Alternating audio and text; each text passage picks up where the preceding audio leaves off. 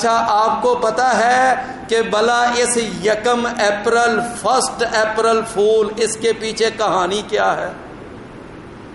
اللہ اکبر اللہ میرے بھائیوں، مسلمانوں کی یہی تو آج پستی کا سبب ہے۔ مسلمان بس وہ 14 فروری آئے گا بڑے شوق سے ویلنٹائن ڈے منائے گا، جس وقت موسم بدلے گا بڑی دھوم دھام سے تہوار وہ جناب بسنت کا منائے گا۔ اور اسی طرح آج کل تو مسلمانوں کا بیڑا غرق ہو گیا۔ مسلمانوں کے حکمران وزیر اعظم وہ آج کافروں کے وہ بڑے بڑے تہواروں پہ جا کر ان کے مذہبی شعار پہ جا کر ان کی زبان بولتے ہیں اور ان کی ہاں میں ہاں اپنا اسلام، اپنا عقیدہ، اپنا سارا کچھ بھول جاتے ہیں۔ یہ آج سلسلہ بن گیا۔ تو بھائیو، یہ جو سارے جانتے ہیں کہ ایک وقت تھا کہ طارق بن زیاد نے کشتیاں جلائی تھیں اور وہ اندلس کے ساحل پہ پہنچا تھا اور اس نے کہا تھا آگے جائیں گے یا فتح پائیں گے یا پھر وہاں پر شہید ہو جائیں گے۔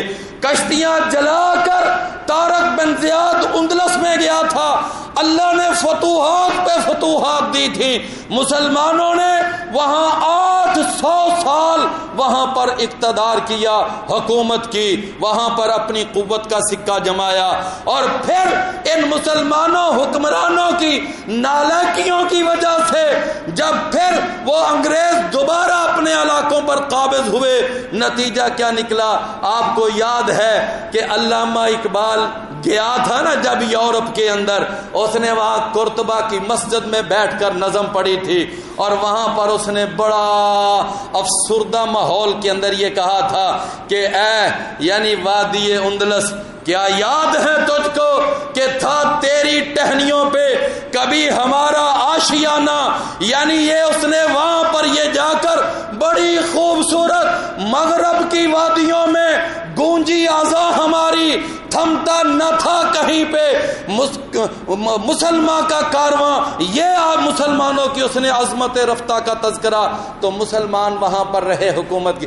جس وقت مسلمانوں نے شکست کھائی تو کافر وہاں پر آئے، تو کافروں نے وہاں پر جتنے بچے کھچے مسلمان تھے نا باقی، اور ساروں کے بارے میں اعلان کیا کہ سارے آؤ 1 اپریل کو جمع ہو جاؤ، فلاں جگہ پر جمع ہو جاؤ، ہم تمہیں بہت اچھی دعوت کریں گے اور بڑے احترام اور بڑی عزت سے تمہیں تمہارے علاقوں میں واپس بھیجیں گے۔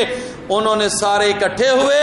جب سارے اکٹھے ہو گئے ایک جگہ، انہوں نے بڑی کمال کی دعوت کی، ان کی بڑے خوب کھانے کھلائے اور پھر ان کو ایک جہاز پر بٹھا کر روانہ کر دیا۔